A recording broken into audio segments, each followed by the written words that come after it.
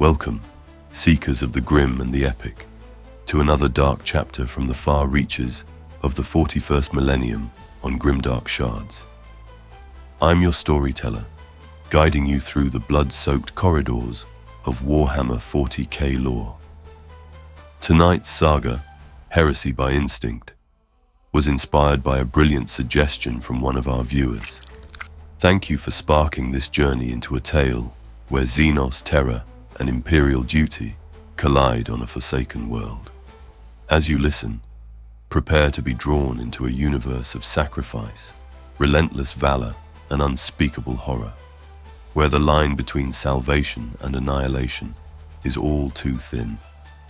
Should you enjoy this tale, then don't forget to hit like, subscribe, ring the bell of notification, and share your thoughts in the comments. Your support fuels each voyage into the dark heart of the galaxy. Now, steel your nerves and join me as we step into the void. Space was silent around the drifting wreckage known as the Veiled Dagger. This massive space hulk, an amalgamation of lost ships fused by warp tides, floated unclaimed in the void, a dark beacon to anything hungry or curious enough to approach. The Rak'Gol raider vessel Bloodfang crept toward the derelict, its hull bristling with spikes and weapon fins. On the command dais, Clutchmaster Kyarg clicked his mandibles in anticipation. There were likely treasures and prey aboard that dead conglomeration, and he meant to claim them. Kyarg led a pack of 8-limbed Rak'Gol marauders into the hulk. They found only silence, stale air, and the stench of death. The raiders soon realized they were not alone. Sinuous pale shapes skittered in the shadows. Tyranid gene stealers, though the Rak'Gol did not know that name. The Xenos hunters ambushed the Rak'Gol with shocking ferocity. In moments, several marauders were torn apart by slashing talons. Kyarg bellowed, and his warriors fought back savagely, blasting and hacking at the swift four-armed horrors. Ichor and blood sprayed the corridor as both sides suffered losses. Outnumbered and unsure how many monsters infested the hulk, Kyarg ordered a retreat. Dragging a few pieces of looted tech and their wounded, the surviving Rak'Gol fell back to their boarding craft. As they sealed the hatch, Kyarg caught sight of a towering silhouette watching from the darkness. A larger spined gene stealer leader. The sight chilled even the vicious Clutchmaster. The Bloodfang tore free of the hulk, but some of the Tyranids clung to its hull and forced entry. Alarms howled as the creatures spread through the ship. Kyarg felt the hull shudder under their onslaught. With no time to purge the infestation, he snarled for an emergency warp jump. Better to escape and fight another day than die in the cold void. The Bloodfang plunged into warp space with the gene stealers still aboard. Moments after re-entering real space in an unknown system, the Tyranid broodmaster, the hulking leader Kyarg had seen, burst onto the bridge. Kyarg fought it with brutal strength, cleaving off one of its smaller arms, but the Xeno was utterly relentless. It tore the Clutchmaster apart in a flurry of claws and fangs, ending the Rak'Gol's last stand in a spray of blood. Unpiloted and aflame from internal damage, the Rak'Gol ship fell into the gravity well of a nearby barren planet called Kymerus. The Bloodfang slammed into the desert surface in a catastrophic crash, breaking in two. In the hours after impact, skittering shapes emerged from the smoking wreckage. A dozen gene stealers crawled forth, along with their broodlord, that same spined horror, now slick with Rak'Gol blood. They vanished into the caves and crags of Kymerus, driven by hunger and instinct to survive. On that desolate world, the seeds of a new terror had been sown, a hybrid abomination born of two of the galaxy's most savage species. Inquisitor Lomael van Orm stood with his hands clasped behind his back, staring out the narrow viewport of the strike cruiser Azurea into the swirling void. The reflection in the armored glass showed a stern, hawk-nosed face, marked by decades of service to the Emperor's Inquisition. A silver aquila sigil hung at his collar, and a rosette marked with the letter X, symbol of the Ordo Xenos, was pinned to his storm coat. His ice-blue eyes were distant, lost in thought as stars streaked by. Somewhere ahead lay Kymerus, a barren rock on the edge of imperial space. By all records it was insignificant, lifeless, rarely visited, unworthy of conquest. Yet it had drawn Lomael's attention like a lodestone these past weeks. The Inquisitor's gloved fingers drummed on the pommel of his sheathed power sword as he recalled the astropathic communique that set him on this path. 3 weeks prior, a routine monitoring station orbiting a dead moon near Kymerus had sent a burst transmission. The message was fragmentary and panicked, sensor contact with a void craft matching Rak'Gol energy signatures, a crash on the planet's surface, then sensor readings of unknown bioforms. The tech priest's binary cant had grown frenzied with words like anomaly and xenoform contamination before the signal cut out abruptly. All subsequent attempts to hail the outpost failed. Lomael had seen enough in his career to suspect the worst. At first, he had imagined a Rak'Gol warband establishing a lair on Kymerus, a grave threat if left unchecked. But the references to organic readings unsettled him more than any Rak'Gol incursion would. Something else had taken root there, something that prompted even the cold machine cult servitors to panic. He wasted no time petitioning the Deathwatch for assistance. An Ordo Xenos Inquisitor has such privileges, especially one with Lomael's reputation for thoroughness. A kill team was swiftly assigned to accompany him, drawn from Watch Fortress Aetna. These space marines, specialists in eradicating Xenos threats, had rendezvoused aboard the Azuria en route to Kymerus. Now, as translation to real space approached, Lomael turned from the viewport and walked toward the strategium. His carapace boots rang on the metal deck as he moved with purposeful strides. The air inside the cruiser was cool and tinged with incense, the way the Adeptus Mechanicus preferred to placate the machine spirits of the vessel. The kill team awaited him in the briefing chamber, a circular room reinforced with adamantium ribs and lit by the hololithic glow of a stellar map. As Lomael entered, giant armored figures turned to face him. Even without their weapons drawn, they radiated an aura of controlled violence, like leashed war dogs. "Kill team, at attention," came the deep voice of Watch Sergeant Marcellus. The Marines formed a line, each one stamping a boot and clashing a gauntleted fist to their chestplate in salute. They wore the black power armor of the Deathwatch, adorned on one shoulder with the silvered icon of a skeleton impaled on a sword, the mark of their vigil. On their other shoulder, each bore the colors and symbols of their original chapter, a testament to the diverse brotherhood assembled here. Lomael returned the salute with a curt nod. "At ease, warriors. We have little time and a grave task ahead." He stepped up to the hololithic projector in the center of the chamber. With a swipe of his hand over a rune, he conjured a flickering image of the Kymerus system. A dull red sun and a handful of barren rocks appeared. One was highlighted and zoomed in to show a pockmarked grey-brown sphere. Kymerus itself. "As you have been briefed, something unusual has transpired on this otherwise insignificant world," Lomael began, his voice echoing slightly in the chamber. An automated station reported a Rak'Gol vessel crash landing on Kymerus. Shortly thereafter, it detected unidentified bioforms. We lost contact with the station almost immediately after. He let that hang in the air. The Marines listened in disciplined silence, their helms removed out of courtesy in the Inquisitor's presence, revealing their stern, scarred faces. Watch Sergeant Martellus took a step forward.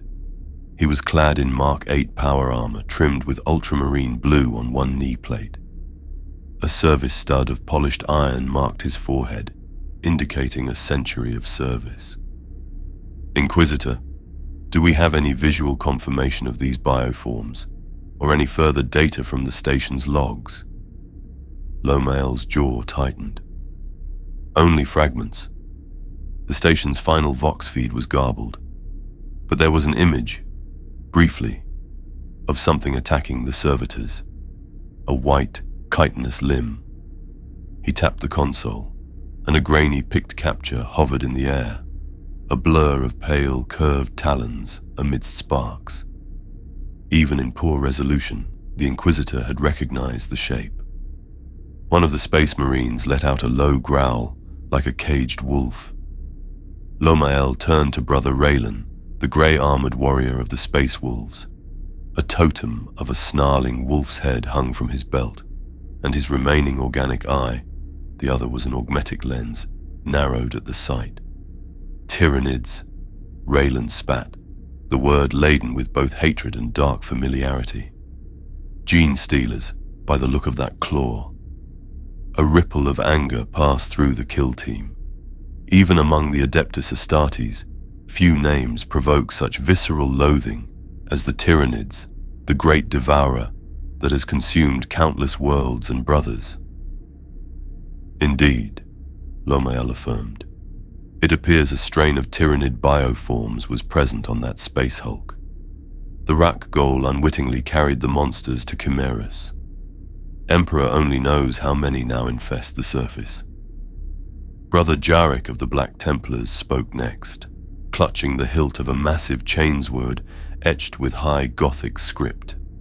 His shaven head bore a tattoo of a burning chalice, and his eyes burned with righteous zeal. Xenos preying upon Xenos, he rumbled, voice thick with contempt. Abominations begetting further abominations. It is a blight that must be purged without delay. Several of the Marines murmured agreement. The Black Templar's fervor was contagious in its purity. Lomael held up a hand. Patience. We do not yet know the extent of the threat. Our objective is to investigate the crash site, assess the Xenos presence, and eliminate it to the last organism. This includes the Rak'Gol or any others. He changed the hololithic display to show the outline of a Rak'Gol raider vessel, pulled from the Inquisition's Xenologist archives. The ship was a Rak'Gol craft, likely a Marauder class. Such vessels carry a crew of perhaps 50 of those brutes. If any survived the crash, they could still be dangerous. But given the circumstances, I suspect none survived. More likely they were slaughtered by what they unknowingly brought aboard. Brother Azor of the Salamanders crossed his arms over his emerald green armor. His dark, flame-scarred skin and red eyes, genetic markers of his volcanic homeworld, gave him a grim aspect. Inquisitor, if Tyranids have indeed taken root on Kymerus, even a small vanguard organism could become an existential threat if allowed to fester. Azor said, his tone measured but urgent. We should consider immediate orbital purification. At that, a chorus of assent came from Jarek and Raylan as well. Deathwatch training made the kill team pragmatic. Better to scour an entire site than risk a Tyranid outbreak. But Lomael shook his head. Exterminatus is not an option at this juncture. Kymerus is remote and arid, true. However, we lack the resources in this strike cruiser for full-scale viral or cyclonic bombardment, and I am not prepared to call in a battle fleet and commit such extreme sanction without confirmation. The High Lords do not take needless planet-killing lightly, especially on my mere suspicion. He paused, voice lowering. Besides, if this is a new strain of Tyranid, as I suspect, then we need to learn what we face before we destroy it. Knowledge is power. We cannot afford ignorance when the hive mind continually adapts to outwit humanity. Marcellus nodded at that, understanding the nuance. As an ultramarine, He respected measured tactics. So we verify and contain. Understood. Lomael's gaze swept over the team. Brother Sergeant Marcellus will lead the kill team on the ground. I will accompany you planetside to witness and guide the investigation firsthand. He raised a hand to cut off the protest he anticipated from at least one of them.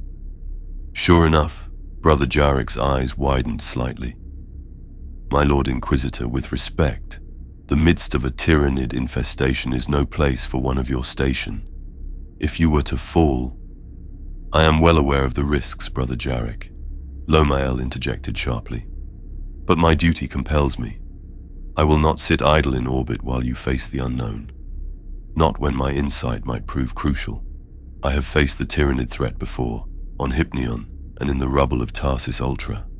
My rosette does not make me invulnerable, but neither am I helpless. You will find me skilled enough with blade and bolt. Jarek bowed his head. As you will, my lord. The Emperor protects. That age-old refrain was echoed quietly by the others. The Emperor protects. Lomael allowed himself a tight smile. The Emperor protects those who act in his name. Now, final preparations. Gear up and assemble in the launch bay within the hour. We make planetfall as soon as we exit warp and establish orbit. Dismissed. The Space Marines snapped to attention once more, then filed out one by one to arm themselves for war. Marcellus stayed a moment to consult with Lomael over drop zone coordinates, and then he too departed. Left alone in the chamber, Lomael van Orm exhaled slowly. He glanced at the flickering image of Kymerus spinning in the void, a barren rock that had suddenly become host to two of the deadliest species the galaxy had ever known, Tyranids and Rak'Gol. One consumed everything it encountered, the other killed for sheer bloodlust. He reached into his coat and withdrew a small reliquary locket. Clicking it open revealed a fragment of parchment upon which a prayer to the God Emperor was scrawled in spidery handwriting. A gift from a mentor long dead.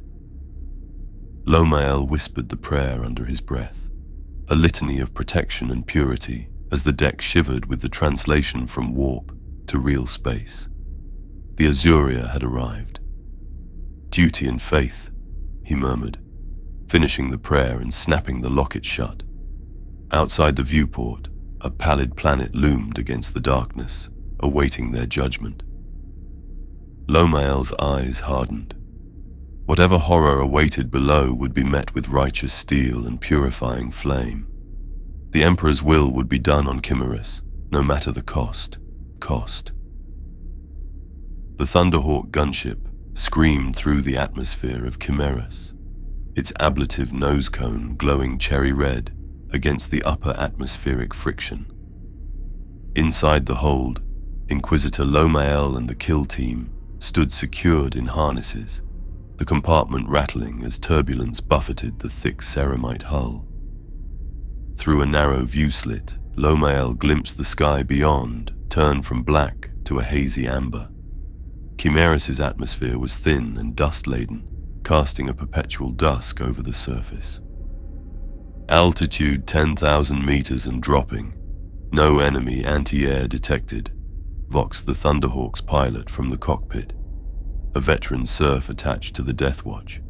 LZ coordinates in sight. Auspex shows minimal life readings, but interference is significant. Lomael glanced around at the Space Marines as they did final weapons checks. Bolt guns were loaded with magazines of sickle-shaped bolts, several marked with the silver X of specially calibrated Xenocide rounds. Brother Azor methodically inspected the pilot flame of his heavy flamethrower, a ponderous weapon that promised cleansing fire. Brother Raylan locked a sickle-bladed power axe to his belt maglock, while murmuring a Fenrisian battle prayer under his breath. The others similarly prepared, their movements ritualistic yet efficient, betraying no sign of nerves. For his part, Lomael secured his own gear. Over his carapace armor, he wore a void-conditioned greatcoat that would keep out Kymerus' frigid air. At his hip hung a holstered bolt pistol and his sheathed power sword. With a press of a rune on his wrist, he activated the refractor field built into his belt, a humming energy shield that could deflect a degree of incoming fire or claw. It would not stop a determined Tyranid for long, but every second counted in close combat. The gunship gave a lurch and then leveled out. "Coming in low now," crackled the pilot's voice. "Dust storm kicking up, engaging auger landing systems." "Brothers, helmets on," Marcellus ordered. The Marines donned their war helms, maglocking them to their gorgets with a hiss of pressurization. Each helmet's eye lenses glowed faintly red or green as autosenses activated. Lomael pulled up the hood of his coat and fixed a rebreather mask over his mouth and nose. The air outside would be thin and laced with particulate matter. With a final roar of engines, the Thunderhawk set down. The ramp at the gunship's rear clanged open, and a blast of icy wind and swirling grey dust rushed in. Immediately, the Marines moved out in a practiced deployment pattern. Brother Raylan and Brother Jarek first, sweeping the sides with their bolt guns. Behind them, Marcellus and Azor. Finally, Brother Apothecary Neras covering the rear. The Inquisitor followed in the midst of these giants, his bolt pistol drawn.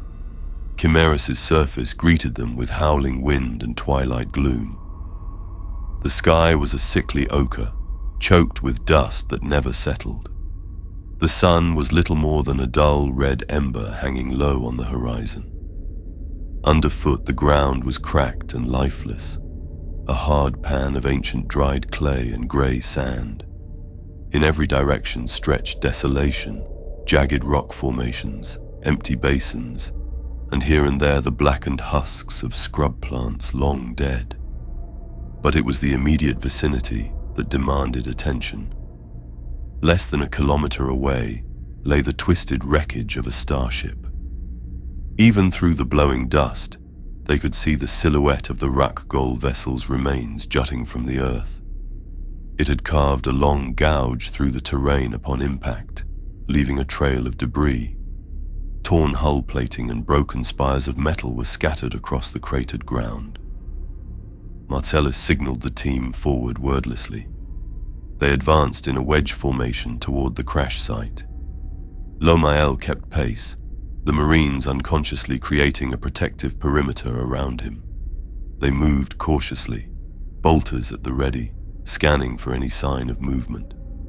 "Helmet Auspex readings," Marcellus voxed on the unit channel. "Nothing definite, just background radiation and interference," reported Brother Azor, who had a scanning module slaved to his helm. The salamander's deep voice crackled slightly with static. "The Rak'Gol reactor might be ruptured. I'm detecting beta and gamma radiation spikes. Not enough to harm our armor's integrity," added Neras, "but caution for the Inquisitor's sake. His void coat can only shield so much." Lomael acknowledged the concern with a quick 2-click burst on the comm. He'd already felt a prickling on his skin, likely psychosomatic, but the thought of Rak'Gol atomic weaponry or reactor leaks was not far-fetched. They closed the distance to the wreck. The air stank of burned promethium and something more acrid, perhaps vaporized metal mixed with ozone. The vessel had broken into at least 2 large pieces, a prow section partially embedded in the ground, and what looked like an engine block a half-kilometer away across the churned desert. Smaller fragments littered the impact trail between them. The hull was a jagged shell of blackened alloy studded with rust-red spikes. One of the larger intact portions of the prow jutted upward like a tombstone, perhaps a section of a forward cargo hold or launch bay. The kill team approached an opening torn in its side, where cables and shredded bulkheads hung out like entrails. Raylan lifted a fist to halt the group. The Space Wolf crouched low, studying the ground. Even in his bulky armor, his movements were predatory and smooth. "Tracks," he voxed. Lomael stepped closer to see what the wolf-eyed Astartes had spotted. In the ashen dirt were impressions, footprints of many shapes overlapping. Some were heavy boot treads the size of a human torso, Rak'Gol prints undoubtedly, with scrape marks where their claws dug in. But crossing those were other marks, unmistakable three-toed paw prints in a triangular layout, with long furrows where scythe-like talons had dragged through the dust. Tyranid traces and fresh enough, Raylan said grimly. These marks haven't been much eroded by the wind yet. Perhaps only a few days old at most. Lomael's pulse quickened. Confirmation at last. He exchanged glances with Marcellus, who gave a curt nod and tightened his grip on his bolter. They moved on, entering the wreck through the rent in the hull. Inside, the ship's interior was a labyrinth of shadows. Light filtered in through breaches above, illuminating scenes of destruction. The walls were scored with blast marks and deep gouges. A flicker of movement drew attention overhead, loose wires and chains swaying in the breeze. The kill team activated shoulder-mounted luminators, beams of white light cutting through the gloom. Lomael swept his pistol's barrel-mounted lamp across the passage. What he saw painted a grisly picture. Rak'Gol corpses littered the corridor, twisted in death. The raiders had died brutally. One headless torso hung impaled on a jagged strut. Another body was torn clean in half, entrails strewn about. Some cadavers bore wounds from shrapnel and fire, likely from the crash, but many more displayed gashes and punctures characteristic of claw and fang. Brother Jarek, to Lomael's right, emitted a low growl of disgust through his vox. This was no ordinary crash. This is slaughter. He prodded a Rak'Gol body with his bolter's muzzle. The Xenos' flesh was grey-green and studded with crude implants, its many limbs splayed at unnatural angles. Its chest cavity was rent open, ribs splayed outward. No mere impact did that. Something had fed here. Azor knelt by another carcass. The salamander pointed out something with his gauntlet. Look here, the wound edges are cauterized. The team clustered closer. Indeed, the enormous slash across the Rak'Gol's abdomen had a charred look. Acid or bioplasma scorching, Azor continued. This one was slain by a Tyranid weapon, not the impact. I have a piece of the culprit, Apothecary Neres announced quietly. He stood over a splintered bulkhead where something was embedded. With a tug of his powered gauntlet, he ripped it free and held it to the light. It was a broken, scythe-like claw, almost the length of a sword, ivory white with serrated edges. The tip was stained with dark, dried blood. Neres placed the claw into a specimen pouch at his belt. Gene Stealer morphology, I'd wager, though larger than typical. Lomael regarded the massive talon thoughtfully. The Broodlord, he murmured half to himself. Marcellus overheard. You suspect a Broodlord, Inquisitor. That would explain the coordination behind an infestation. Lomael nodded. It fits. These creatures were likely vanguard organisms lying dormant on that space hulk. A Broodlord, a prime gene stealer strain, would orchestrate both the initial ambush and the subsequent nesting. Emperor's breath, Brother Raylan swore softly. If one of those is here, we must tread carefully. I've seen pack brothers eviscerated by such a fiend on Ghoul Jensen's moon. It tore through Terminator plate like paper. The team pressed deeper into the wreck, stepping over bodies and debris. They passed what looked to have been a command bridge, a shattered viewport open to the sky, with consoles sparking fitfully. There lay the remains of a particularly large Rak'Gol, likely a leader. The corpse's head was missing entirely, and one arm was severed at the shoulder. Lomael's eyes narrowed as he noticed something odd. Sprouting from cracks in the floor plating were fibrous strands, like pale vines or roots, weaving around that dead Rak'Gol body. He crouched and examined one. It was organic, flexible, and oozed greenish sap when prodded. Bioforming mycelium, he concluded. Tyranid in origin. They've started to spread spores and reshape the environment. Neris confirmed, yes, I see several nodes of Tyranid resin and spore growth. It's minimal now, but given time, this entire wreck would be transformed into a nest. Jarek ground one of the sticky strands to pulp beneath his armored boot. Not if we burn it out first. Signs indicate the Xenos ventured beyond this wreck, Marcellus said, looking toward a gaping hole in the far bulkhead that opened to the outside. Perhaps dragging prey or seeking cover. We should follow their trail. The kill team exited the broken section of the ship from that far side, emerging into the open again. The wind howled, driving needles of sand against their armor. The light was beginning to fade. Whether from the setting sun or thickening dust clouds was unclear, but Kymerus was growing dimmer. Ahead stretched a wasteland of craters and rock spires. Not far from the main wreck, a series of jagged canyons cut through the terrain. The footprints and drag marks they had seen continued in that direction, toward the canyon's mouth. Marcellus raised a closed fist. Form up. Raylan, take point. Yarrick, cover our rear. Keep eyes on those ridges. Acknowledgements sounded over crackling vox. As they advanced into the canyon mouth, the sense of being watched began to weigh on them. Lomael felt it keenly, an almost tangible prickling at the back of his neck, despite the dampeners in his coat meant to ward off psychic influence. Tyranids emanated a distortion in the warp, a shadow that suppressed psychic communication. He was no psyker, yet even he felt an oppressive pall in the air, like the hush before a storm. The gorge walls rose on either side, eroded into menacing shapes by eons of wind. The kill team moved in, 2 by 2, covering flanks. Every few steps they found more evidence of the Xenos' passage. Splatters of dried Rak'Gol blood, bits of chitin that had flaked off, even a fallen Rak'Gol cleaver with blood and ichor crusting its blade. The further they went, the more obvious the Tyranid influence became.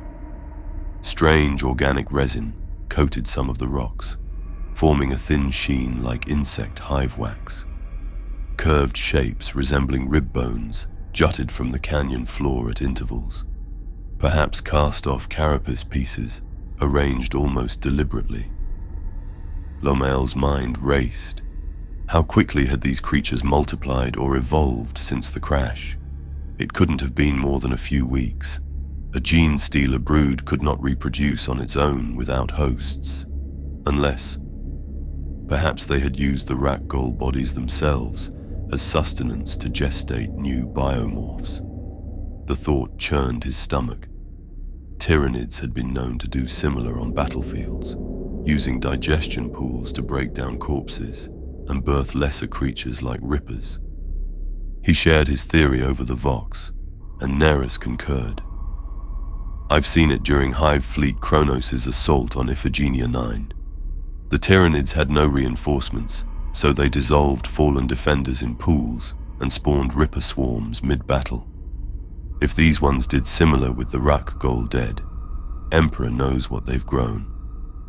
Be alert, Marcellus cautioned unnecessarily. All of them were primed, fingers on triggers.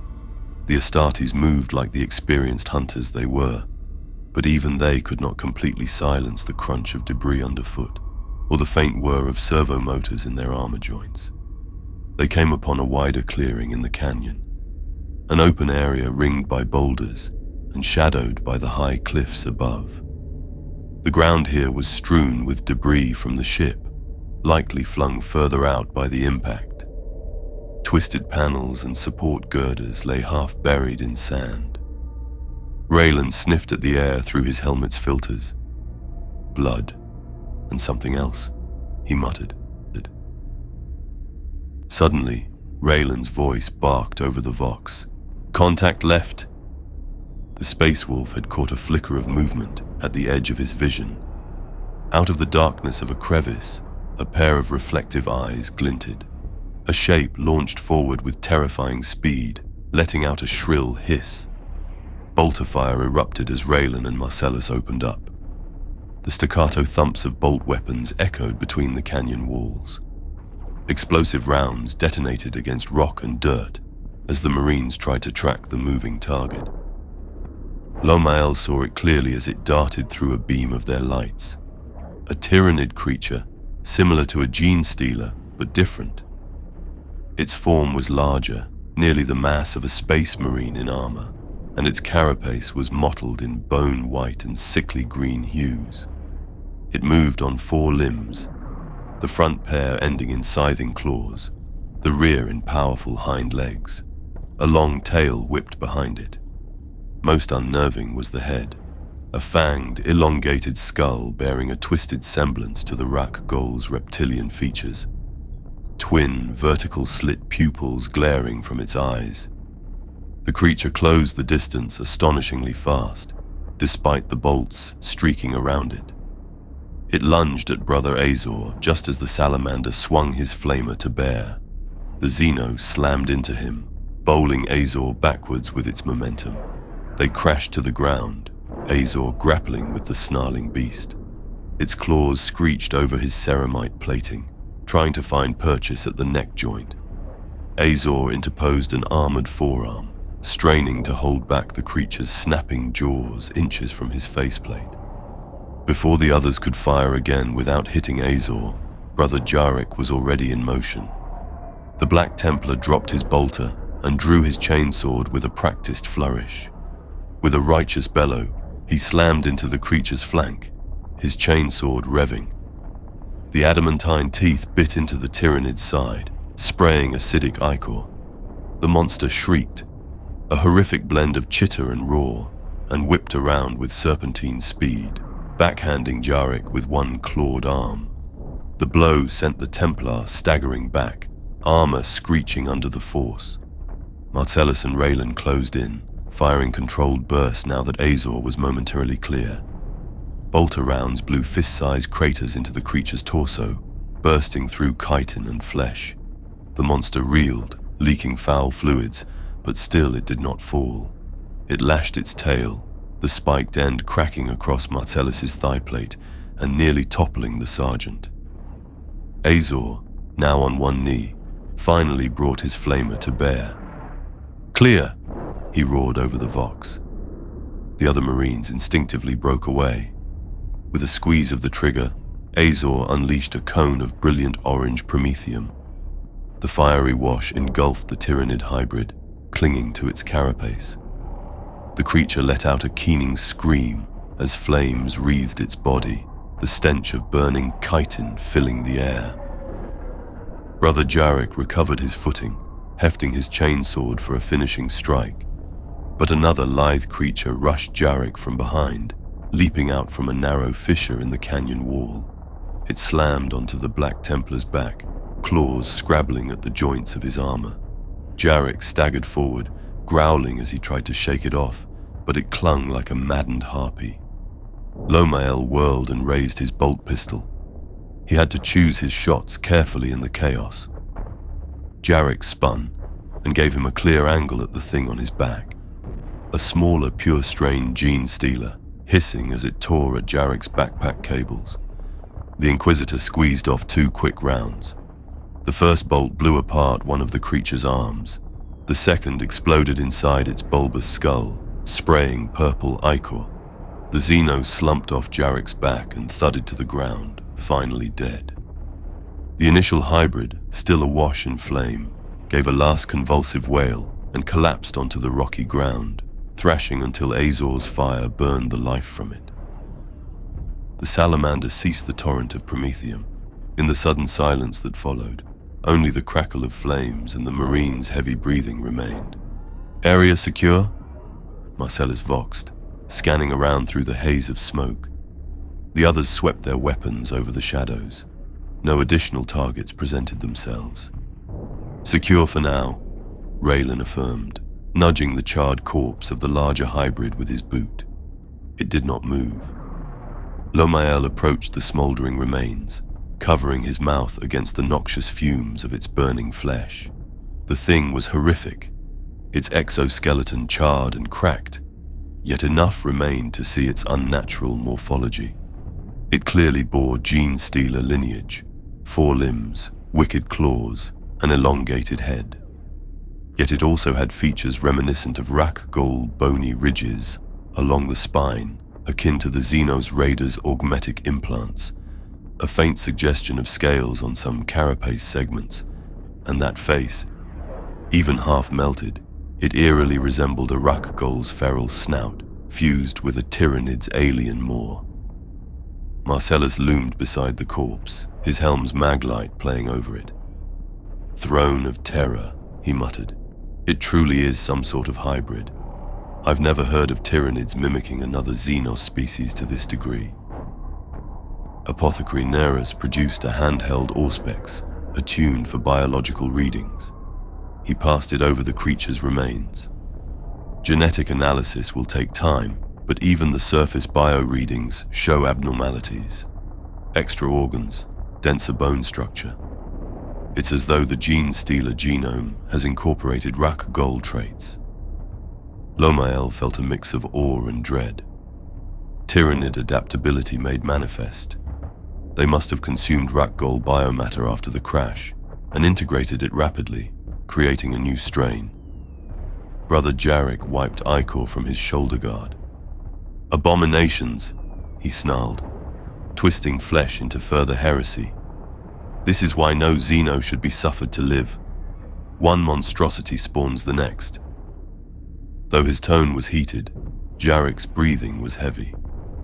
Lomael noticed a series of deep scratches in the Templar's backplate from the creature that had attacked him. The Marine seemed otherwise uninjured. Azor checked over his flamer, ensuring its nozzle was clear of residue. Raylan paced at the edges of the clearing, his keen senses alert for any further movement. Marcellus turned to the apothecary. "Brother Neras, collect what samples you need quickly. There may be more of them gathering even now. That broodlord will have heard the racket."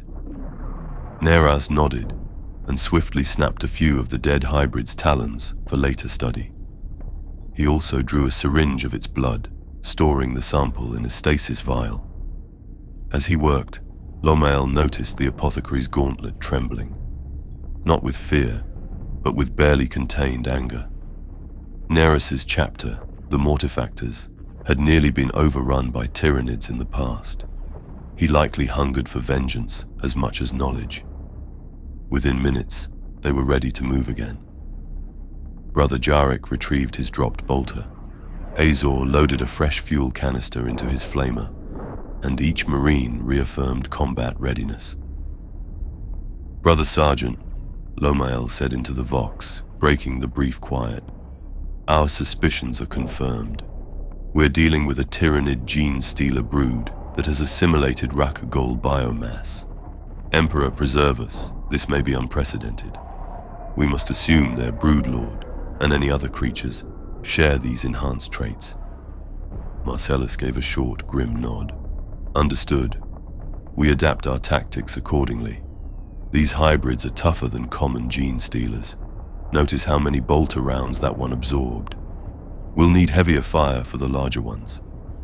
He glanced meaningfully at Azor's flamer and Jarek's chainsword. "And we stick together, no one isolated. They struck when they thought one of us was vulnerable." Raylan growled in agreement. "Let them come. We'll show these beasts that preying on Astartes is a fatal mistake." Lomael admired their composure. Already the Marines were adjusting, not cowed in the least by such horrors. If anything, the skirmish had only ignited their determination. The Inquisitor reloaded his bolt pistol with a fresh magazine, the click echoing decisively. "The broodlord will likely be deeper in the nest, perhaps an underground lair further in. We should press on while we have light." He glanced up. The ribbon of sky visible between the cliffs was dimming to bruised purple. Night would fall soon, though in this dust-choked twilight it hardly mattered. The kill team formed up and continued through the canyon, more wary than ever. Lomael could sense the heightened battle fury in them, held in check by discipline. They advanced past the corpses of their foes, further into the jaws of the Xeno nest, driven by duty and righteous wrath. The kill team pressed onward, deeper into the canyon network. In the aftermath of the ambush, they moved with even greater caution. The twin moons of Kymerus had risen, wan white discs barely visible through the dust-laden sky, casting faint additional light. But inside these shadowed ravines, darkness reigned.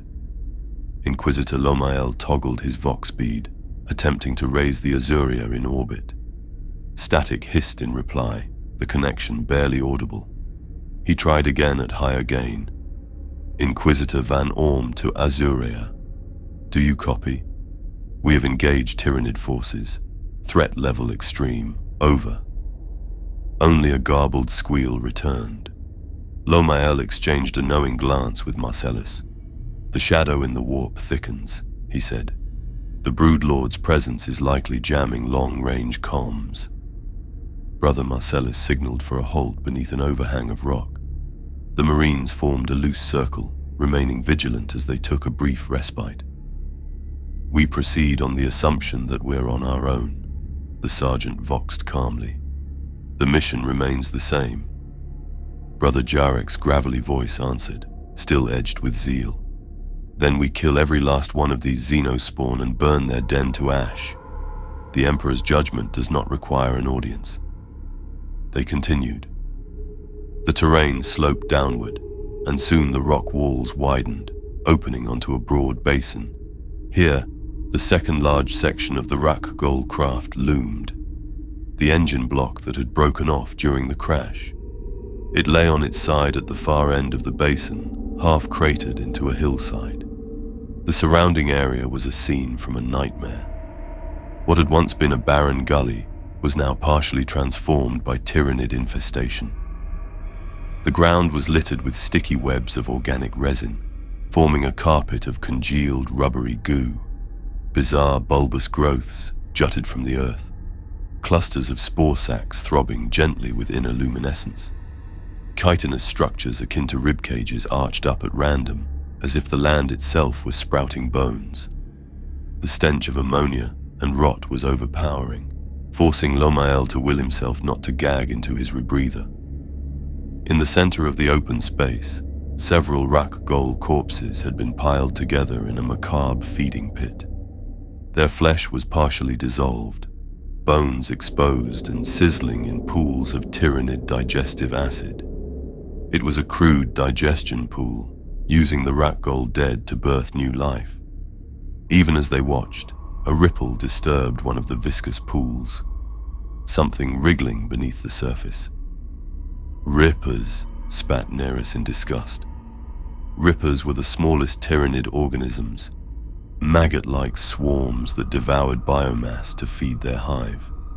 As if on cue, several of the snake-sized rippers slithered out of the pool, sensing fresh prey nearby. They wriggled on centipede legs toward the kill team, lamprey mouths chomping. Azor stepped forward and unleashed a short burst of flame. The Prometheum wash incinerated the first wave of rippers in a squealing, popping conflagration. More of the creatures hissed and retreated into cracks and crevices to escape the fire. Keep back from those pools, warned Neris. They're teeming with the little devourers. Lomael surveyed the area, noting the contours of the engine wreck. There was a yawning gash in its hull, likely an entry leading to inner compartments. The Broodlord will likely lair somewhere in that wreckage, shielded and central. It knows this ground best. Marcellus signaled acknowledgement. He gestured to the surrounding structures. These egg clusters and growths, we could burn them to create a wall of fire during extraction, or flush the creatures out. Salamander Azor gave an eager nod at that prospect. Proceeding carefully, They stepped onto the resin-coated earth. It was tacky, clinging to their boots in viscous strings. Each step made a soft tearing sound as the adhesive substance stretched and broke underfoot. They advanced toward the engine block's hull. The closer they got, the more oppressive the atmosphere became. Everyone felt it, an instinctual prickling at their nerves, the certainty of hostile eyes in every shadow. The Tyranids were aware of them. The brood was likely gathering, waiting for the ideal moment to strike en masse rather than piecemeal. Halfway to the sundered engine, among a forest of bony spines jutting from the ground, Raylan again held up a fist. The Space Wolf's voice was a low murmur on the Vox. "They're all around us. I smell them." At that instant, a chittering scream echoed from the darkness, then another from the opposite side. Multiple shapes skittered at the edges of the luminator beams, encircling them. The kill team closed ranks, forming a back-to-back circle with Lomael in the center. Bolt guns and flamers pivoted, trying to track the elusive targets. "They're toying with us," Jarek snarled under his breath. Suddenly, one of the bulbous spore sacs to their right burst open with a wet squelch, releasing a cloud of spores and a shrieking Xeno form. A gene stealer launched out from the ruptured sac, directly at Brother Raylan, claws outstretched. The Space Wolf tried to swing his axe up, but the creature was already upon him, bearing him to the ground just outside the defensive circle. Raylan and the gene stealer rolled across the sticky ground. The Tyranid snapped its jaws at Raylan's throat, drooling acidic saliva that hissed against his gorget. Raylan roared in defiance, delivering a ferocious headbutt that cracked the Xeno's eyeless skull and bought a moment's respite. He then rammed his knee upward, throwing the creature off. Before Raylan could rise, another shadow pounced on him from behind. A second gene stealer drawn by the struggle. It sank 2 claws into the joints of Raylan's armor at the waist. The Space Wolf snarled in pain as the talons found flesh beneath.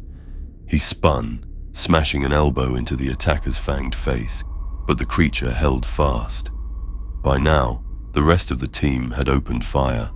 Bolters roared, blasting apart another hybrid that darted too close on their flank. Azor drenched the perimeter with flame, forcing several lurking shapes to recoil with shrieks as fire licked at their limbs. Lomael tried to draw a bead on the gene stealers, entangling Raylan, but they were a blur of limbs in the shadows, too interwoven with the Space Wolf. "Raylan, fall back to us," Martellus ordered, voice urgent. Raylan tried, hacking his power axe into the torso of one gene stealer. The energized blade sheared through chitin, nearly cleaving the beast in two. But in that heartbeat, the other gene stealer seized the opening. With blinding speed, it lunged and drove its fanged maw into the gap between Raylan's helmet and breastplate. Raylan's roar of defiance turned into a wet gurgle. The creature ripped out the side of his neck in a spray of arterial blood. The Space Wolf staggered, dropping his axe. With a triumphant hiss, the gene stealer pounced fully onto Raylan's back, driving him face down into the ground and savaging him without mercy. A bolter barked twice. Watch Sergeant Marcellus had charged forward a few paces, desperate to save his battle brother. His first shot blew apart the arm of the gene stealer, worrying Raylan's neck, forcing it to recoil. The second round caught its center mass, detonating and showering gore across Raylan's prone form. The mangled Xeno collapsed. But Raylan lay motionless, blood pooling beneath his armor. "Brother down!" Marcellus voxed, voice tight with controlled anguish. Apothecary Neris was already moving, breaking formation to sprint to Raylan's side with impressive speed for someone in heavy Mark 8 plate. Azor and Jarek closed in around him to provide cover, unleashing streams of flame and bolts to keep other attackers at bay. Neris dropped to his knees beside Raylan. The Space Wolf's armor was already attempting to seal the shredded neck joint with foam, but the wound was catastrophic. Raylan's helmet had been torn off in the struggle, and his eyes stared sightlessly at the sky, blood gushing from his torn throat. He's gone. Neraz voxed somberly after a brief scan. Both hearts and Biscopea destroyed, death nearly instantaneous. Duty and instinct kicked in. With practiced motions, the apothecary retrieved a long extractor rod from his narthecium. Finding the gap in Raylan's collar, he plunged it in, locating the progenoid gland in the Marine's neck. With a twist and pull, he withdrew the precious gene seed, slick with blood, and stowed it in a vial. He moved to the second progenoid near the heart, but the chest was too ravaged and time was short. Even as Neraz worked, more gene stealers skulked at the edge of the firelight, screeching at the sight of their fallen kin, but hesitant to rush the ring of death the kill team had formed. They were learning caution under their broodlord's direction. Neraz rose, a growl of grief and fury in his throat. "I have Raylan's gene seed. His sacrifice will be honored," he said thickly. It was a small solace amidst the rage rising in each of them. Marcellus's voice came across like steel. "He will be avenged. Raylan's spirit joins the Allfather. We must ensure it was not in vain. Close in tighter, step by step, toward that hull breach. Azor, burn anything that comes close. Jarek, you've got rear. Move." They advanced as one, leaving Raylan's body where it fell. There was no time to do more. Lomael felt a pang of sorrow and fury. He had fought alongside the Space Wolf on other campaigns, and knew him to be both jovial and ferocious. Now Raylan was another martyred hero on the Emperor's altar. The Inquisitor's grip tightened on his sword's hilt as he stepped over the fallen, silently vowing retribution. The brood, emboldened by drawing first blood, renewed their harassment. A flurry of lesser Tyranid creatures, more pure-strain gene stealers and smaller hybrids, darted from cover, trying to distract and surround the kill team. One creature leapt onto Brother Jarek's back, clawing at the vents of his power pack. The Black Templar staggered under the impact, but kept his feet. With a snarl, Jarek reached over his shoulder, seized the offending Xeno by an arm, and hurled it bodily over himself. The creature slammed to the ground at his feet. Jarek's boot came down with a crunch, caving in its skull. Azor bathed two more skittering in from the left with gouts of flame, sending them shrieking and thrashing as fire clung to their carapaces. Bolter shots from Marcellus and Lomael finished them off. Though the kill team held their own, Lomael knew they could not withstand a drawn-out fight on the Xenos' terms. Ammunition would dwindle, and the enemy would exploit any mistake. They had to break the stalemate and eliminate the Broodlord before they were overwhelmed. "Inquisitor, any insight on the Broodlord's location?" Marcellus voxed between bursts of bolter fire. Lomael's gaze flickered to the engine block's hull, looming ahead. "Inside that hull breach," he answered. "It'll be waiting within or just beyond it. They're trying to wear us down before we reach its lair." "Then we won't give them the luxury," Marcellus declared. He switched channels to address all. "On my mark, Azor. Full saturation burst to blind them. Then we rush the breach, straight into their den. Better to face their leader on our terms than be nibbled to death out here." A chorus of affirmatives met this bold plan. Lomael braced himself. If the Broodlord awaited within, it would be a vicious fight indeed, but they had to carry the battle to it. "On three," Marcellus voxed, voice calm. "1, 2, 3. Azor spun and unleashed a wide arc of promethium all around them. A curtain of flame roared to life, casting wild shadows and forcing the stalking gene stealers to shriek and recoil, shielding their sensitive eyes. Simultaneously, Marcellus and Jarek hurled grenades, frag and incendiary, toward the heaviest clusters of shapes in the darkness. Multiple whoomp detonations boomed, blasting rock shrapnel and gouts of fire across the nearest Xenos. Without wasting a heartbeat, the 4 remaining members of the kill team sprinted toward the dark maw in the side of the wrecked engine block. They covered the distance in seconds. Lomael ran with them, adrenaline flooding his system, his lighter frame aided by Kymerus's weak gravity. Chittering forms skittered in pursuit, recovering from the fiery distraction, but too late to stop the bull charge.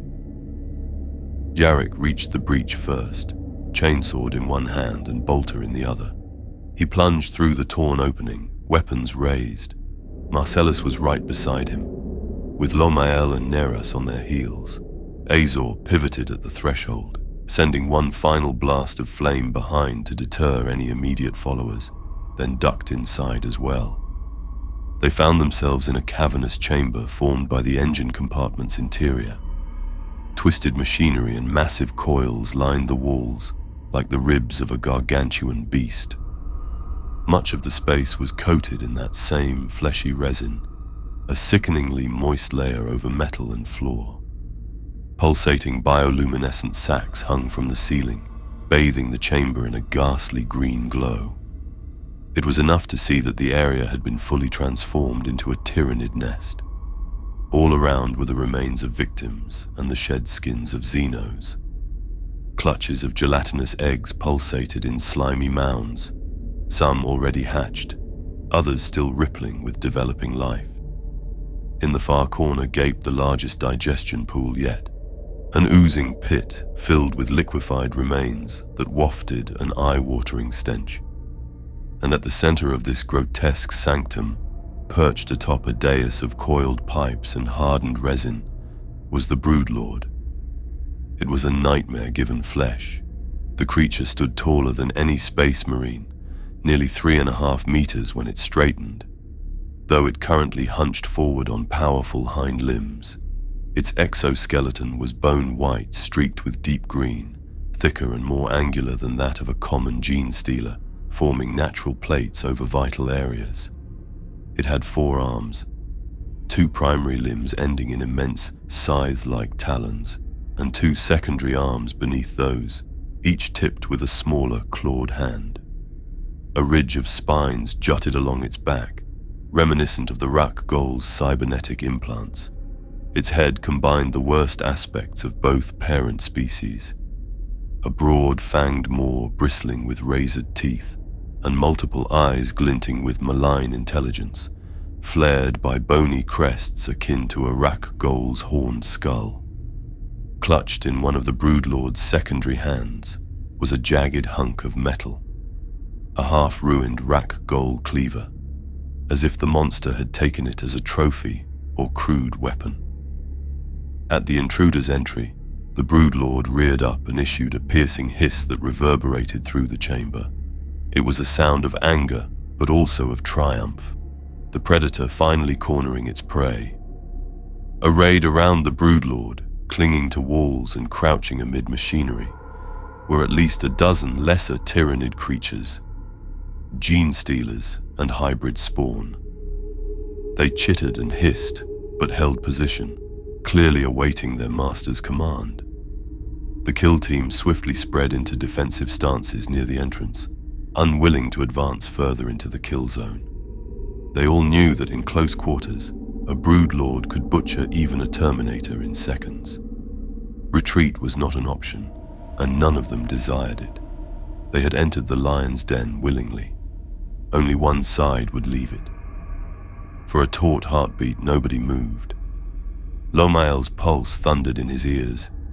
He felt the Broodlord's terrible gaze upon them, an almost palpable weight of malice. The Inquisitor steadied his breathing, tightening the mental wards around his thoughts. The Broodlord was not psychic in the human sense, but its predatory aura was as oppressive as any warp witch's presence. Then Brother Jarek stepped forward, raising his chainsword high. "In the name of the God Emperor, I cast judgment upon you. Foul spawn, thus you die." His loud voice thundered through the metal chamber, both a battle cry and a proclamation of doom. The Broodlord answered with a rattling roar and swept one scythe arm forward. A signal to attack, a signal to attack. The chamber erupted in violence. The hybrids and gene stealers charged from all sides in a wave of claws and teeth. Bolters flashed in the gloom. Marcellus and Lomael fired point blank into the onrushing horde, blasting apart two creatures in the first seconds. Jarek met a third head-on, chainsword revving furiously as he cleaved the Xeno from shoulder to sternum in a spray of ichor. Azor unleashed cleansing flame in a wide arc, engulfing a cluster of the beast trying to drop from the ceiling, incinerating them mid-leap. Still, more came. One gene stealer, ablaze from Azor's flamer, hurled itself through the flames onto the salamander, raking at his helmet even as it burned. Azor grappled with it, smashing it against a bulkhead as it tried to pry off his faceplate. Neras put a bolt into the creature's spine, finally dropping it before its claws could find a seam. Lomael pivoted to his flank as two pure strains rushed him. His bolt pistol barked twice. One Xeno's skull vanished in a flash, but the second dodged aside and bounded at him, scythes raised. Lomael barely activated his power sword in time. The blade hummed to life and he interposed it, catching a claw strike meant to disembowel him. Sparks flew as the power field met Tyranid talon. The force of the blow jolted his arm, but he held firm and riposted, slicing off one of the creature's limbs at the elbow. The gene stealer hissed in pain, scuttling back a step, ichor gouting from the stump. Before Lomael could finish it, a massive shape smashed into him from the side. The Broodlord had entered the fray. He had only an instant to register its bulk before it body-checked him with tremendous force. Lomael was hurled clear off his feet, crashing hard into a tangle of resin-encrusted pipes. Agony shot through his ribs, even through his armor and refractor field. He gasped, struggling to draw breath as his bolt pistol skittered from his grip. The Broodlord did not pursue Lomael. It whirled into the center of the melee, where Jarek and Marcellus stood shoulder to shoulder, cutting down its brood. Marcellus fired a burst at the charging Broodlord, the bolts exploding harmlessly against its thick frontal carapace. In a blur of pale chitin, the enormous hybrid was upon them. Jarek swung his chainsword in a wide cut toward the monster's midsection, aiming to gut it. The Broodlord surprised him. It intercepted the whirring blade with its secondary hand, the jagged Rak'Gol cleaver meeting the chainsword's teeth with a shower of sparks. For an instant, Jarek was face to face with the creature, his snarl reflected in its multifaceted eyes. The Broodlord's primary claw came up and scythed brutally across Jarek's torso. Even Ceramite couldn't fully stop it. Adamantine talons rent through the Black Templar's breastplate, carving 3 deep furrows. Jarek staggered back with a grunt of pain as blood sprayed inside his armor. The Broodlord followed up with a backhand from its other taloned arm, catching Jarek's helmet and sending the Marine sprawling. His chainsword flew from his grip, clattering across the floor.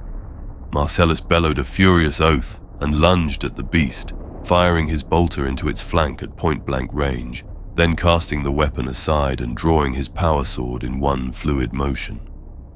The Ultramarine slashed in a disciplined arc at the Broodlord's neck.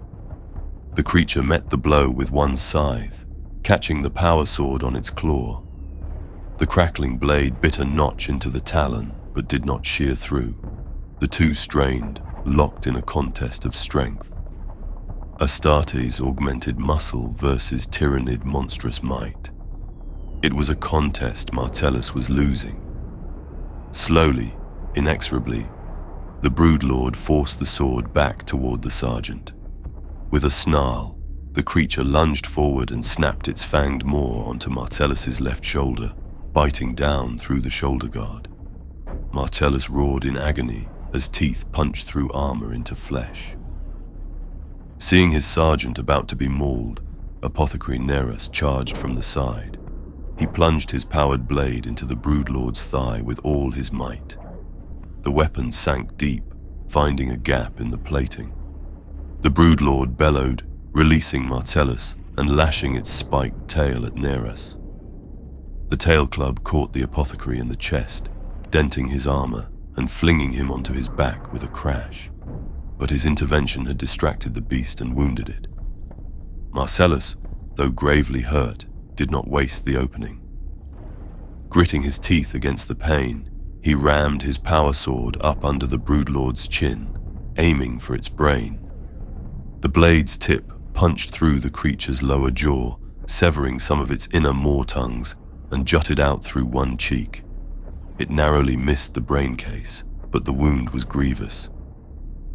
The Broodlord howled, black ichor gushing from its sundered jaw. Reeling, the Broodlord backhanded Martellus with an enraged screech, its talons raking across his chest. The blow hurled the watch sergeant aside like a ragdoll. He hit the ground hard and lay motionless, blood seeping from the ravaged shoulder joint of his armor. Lomael, regaining his wits, forced himself up despite the stabbing in his side. He snatched up his fallen bolt pistol. A gene stealer, the one he'd wounded, came at him again, hissing. 2 shots from Lomael's pistol blew it apart mid-leap. He then took stock. Azor had finished torching the last of the lesser creatures on his side and was rushing to help Jarek. The Black Templar was struggling to rise, one arm hanging limp and blood pouring from his torn chest. A smaller hybrid skulked toward the fallen Jarek, but Azor intercepted it, smashing it aside with his flamer's bulk and hauling Jarek upright with his free hand. Jarek nodded weakly, drawing his combat knife since his chainsword was out of reach. The Broodlord, bleeding from multiple wounds but still horrifyingly strong, let out a rapid series of clicks and screeches. Only 2 gene stealers of its brood remained alive, one missing an arm, another half-burned, and they hung back near their master. Outnumbered now by their prey, the Broodlord seemed to realize it might not prevail. It dropped the ruined cleaver from its secondary hand, perhaps finding it less effective than its natural weapons in close quarters. Planting its clawed feet, it flexed its remaining talons and prepared to fight to the end. Brother Jarek refused to let the creature escape their wrath. Blood streaming from his wounds, he broke into a run straight toward the Broodlord, combat knife in hand. "For Dawn and the Emperor," he roared, invoking both his Primarch and the God Emperor in one breath. It was a suicidal charge, but Jarek embodied the Black Templar creed. Fearless beyond reason, determined to smite the alien even at the cost of his own life. The Broodlord met Jarek's charge head-on. The Black Templar slashed at the monster's face, but the Broodlord caught Jarek's wrist in one talon and with a sickening crunch snapped the bone. Jarek cried out in pain, yet with his other hand he rammed his combat blade into the creature's throat, drawing a gurgling shriek.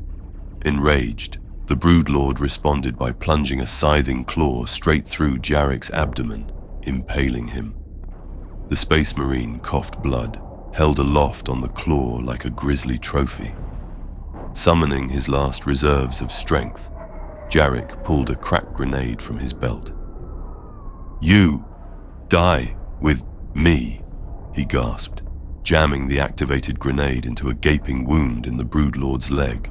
The Broodlord realized too late the doom lodged in its flesh. It flung Jarek off in a panic, but the grenade detonated an instant later. The focused blast blew the Broodlord's left leg and hip apart in a spray of chitin and ichor. The Xeno howled and collapsed, maimed and struggling to rise. One of its smaller arms had also been ripped away by the explosion, leaving it dragging itself with its remaining limbs. Even now, the horrific creature refused to die quietly, hissing in defiance as it clawed at the ground. Brother Azor stepped forward. With a grim swing of his serrated blade, he hewed through the Broodlord's skull, splitting the chitinous carapace. The abomination spasmed and then lay still. Its unnatural life finally ended. Brother Azor was already at Jarek's side. The Black Templar lay in a pool of blood, grievously wounded. His eyes flickered as Azor lifted him gently. "Did we kill it?" Jarek whispered, voice barely audible. "Yes. The beast is dead," Azor assured him, cradling his brother. A faint smile touched Jarek's lips. He mustered his failing strength to rasp the final vow of his chapter.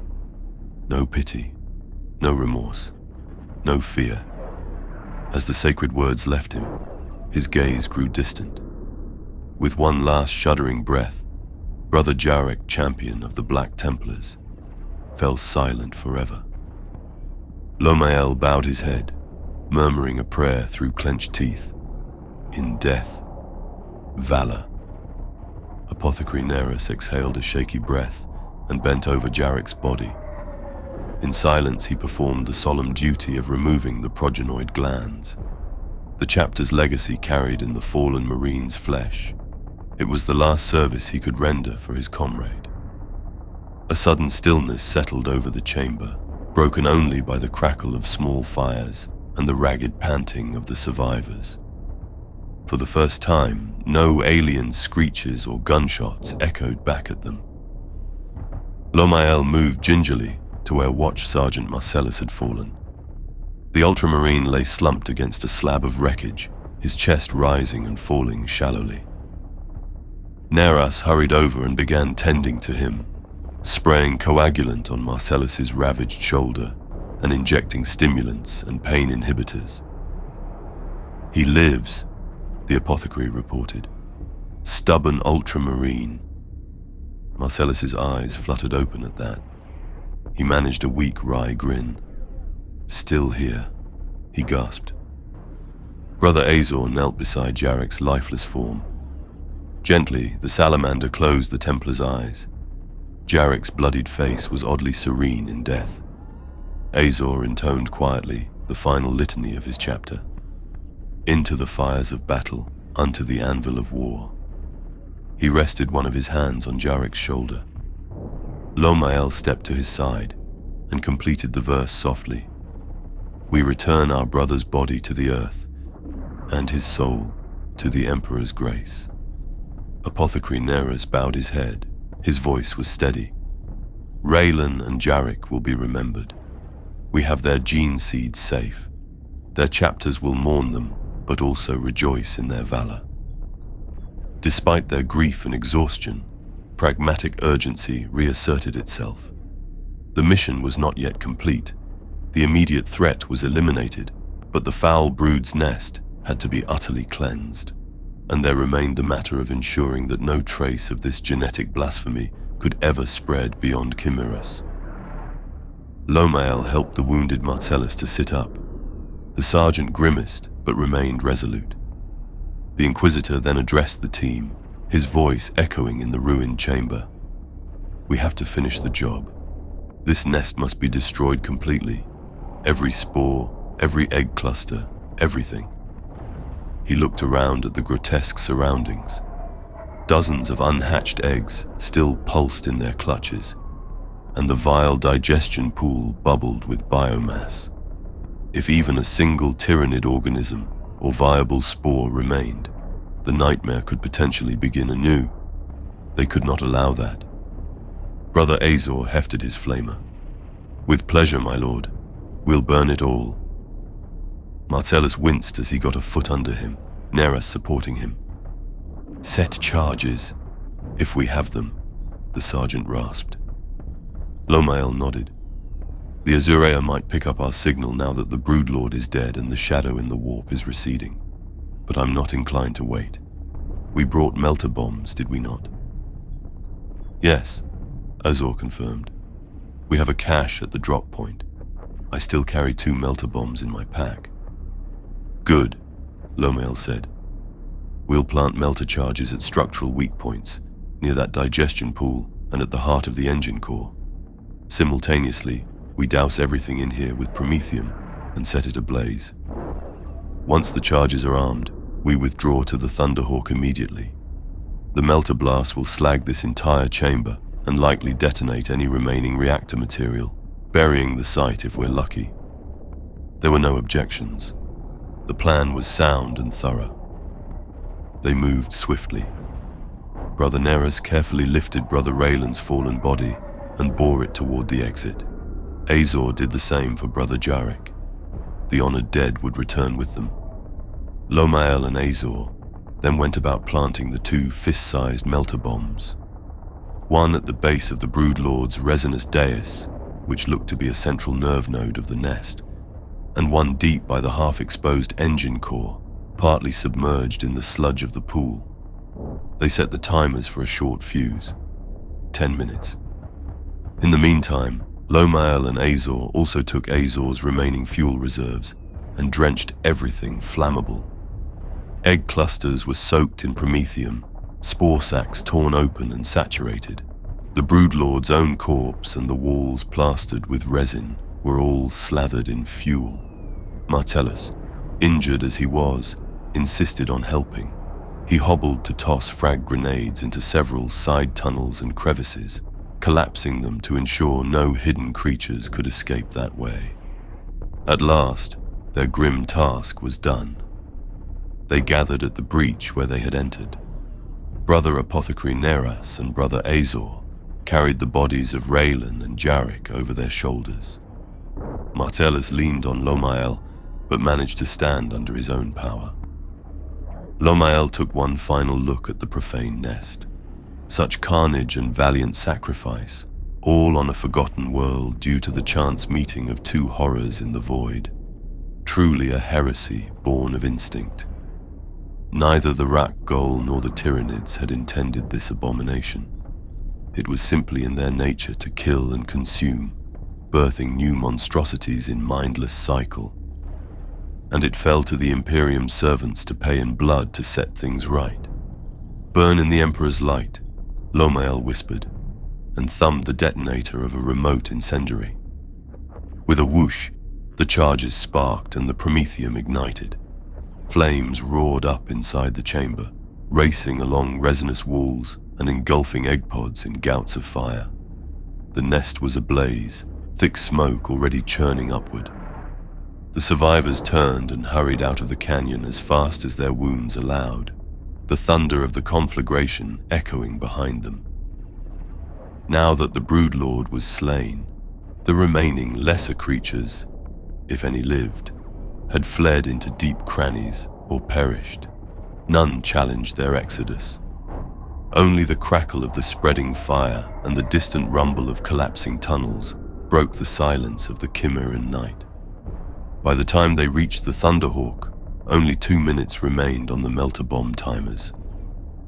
Lomael helped secure Marcellus and the shrouded bodies of Raylan and Jarek aboard the craft. Neras and Azor were the last to climb in, slamming the ramp shut behind them. Lomael slapped the cockpit door. "Lift off now." The pilot had seen the distant flames and plumes of smoke. The Thunderhawk's engines were already screaming at full thrust. With a bone-jarring lurch, the gunship clawed into the sky, kicking up a whirlwind of dust from the ground. As they gained altitude, everyone peered out the viewports toward the engine block site. A bright flash erupted below, then another. The melter bombs detonated in tandem, their white-hot blasts briefly outshining the moons. In an instant, a sphere of incandescent energy consumed the engine block and the surrounding basin, as if a tiny star had burst to life on the surface. A split second later, the shockwave arrived. Even inside the ascending Thunderhawk, they felt a harsh thump of turbulence as the blast front rolled out.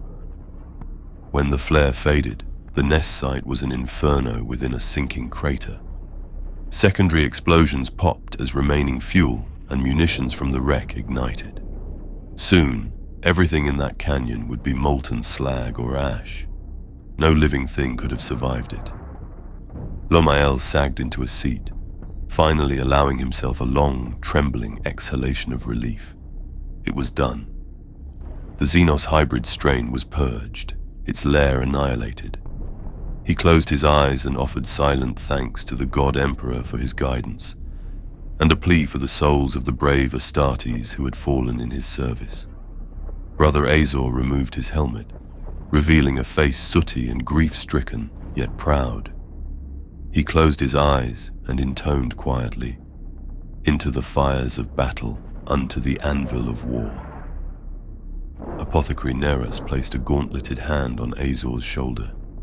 Marcellus, slumped but conscious, managed a respectful nod to his surviving brothers. In solemn concord, Lomael finished the salamander's refrain. "We return our brothers' bodies to the earth, and their souls to the Emperor's grace." The Thunderhawk bore them upward, away from the burning hellscape of Kymerus' surface. The stars awaited them above. Cold, distant, indifferent. But the Emperor's light burned bright in the hearts of those who had triumphed here this day. The cost had been high, but duty had demanded no less. In the grim darkness of the far future, such was often the only victory mankind could ever hope for. Won by sacrifice, one world at a time, world at a time. Excerpt from the confidential report of Inquisitor Lomael van Orm, Ordo Xenos, Segmentation. Log 4598.2.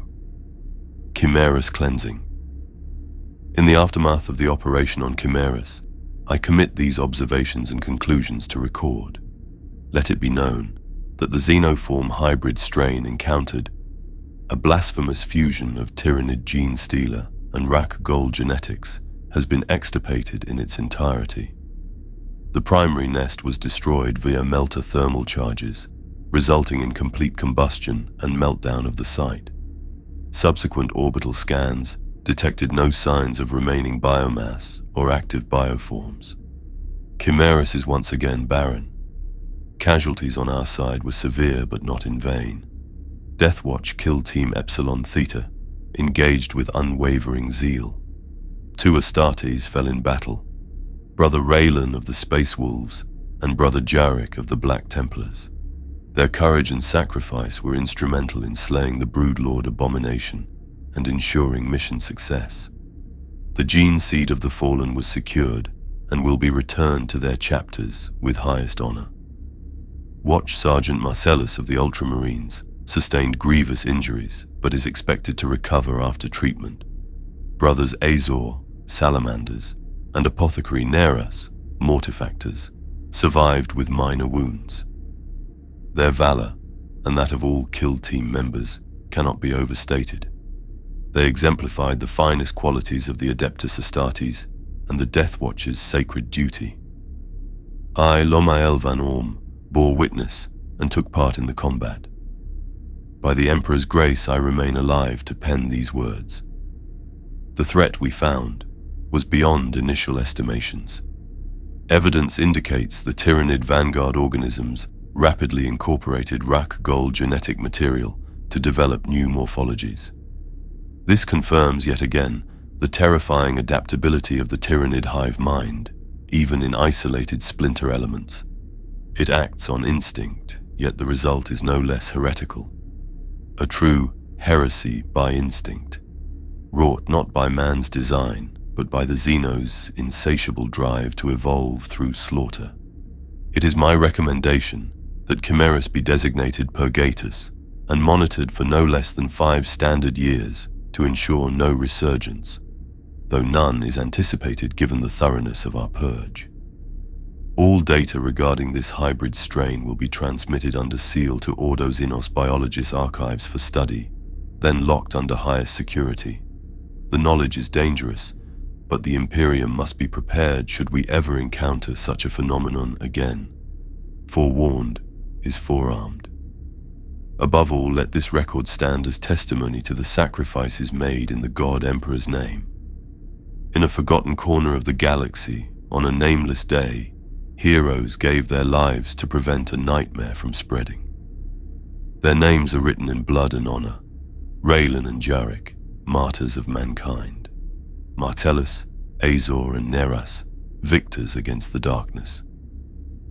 The Imperium shall not forget their deeds, as I will not forget.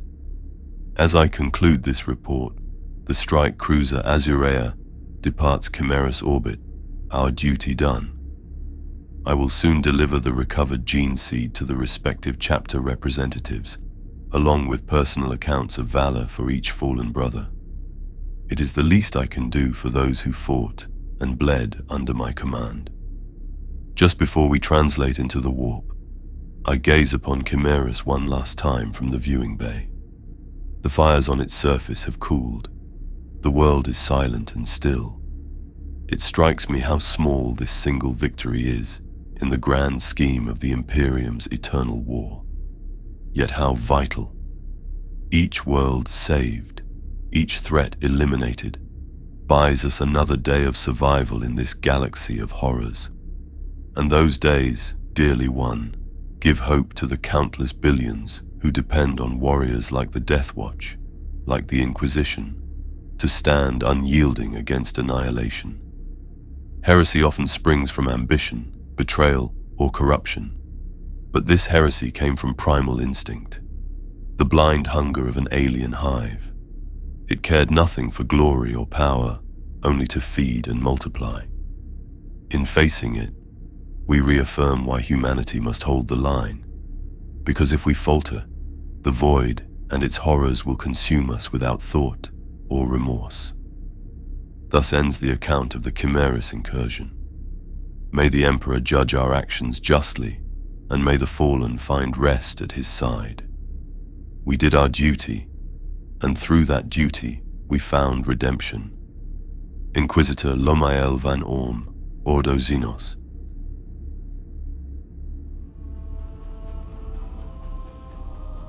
Thank you for enduring this harrowing descent into the darkness of Kymerus. Heresy by instinct has taken us on a journey of unimaginable sacrifice and unyielding resolve, a stark reminder of the eternal struggle in the grim darkness of the far future.